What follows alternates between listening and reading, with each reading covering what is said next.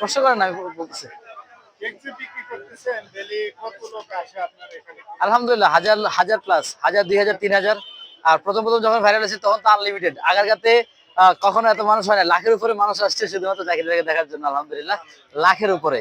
মানে শেষ পর্যন্ত হচ্ছে মানুষের ঢল যখন আগারগাতে নামে তখন হচ্ছে আর মানে রাস্তাঘাট সব ব্লক হয়ে যাওয়ার কারণে শেষ পর্যন্ত প্রশাসন রাস্তা ক্লিয়ার করার জন্য হচ্ছে গিয়ে সবকিছু যেতে বাধ্য হয়েছে। এরকম সিচুয়েশন ছিল। আর আলহামদুলিল্লাহ এইভাবেই চলতেছে।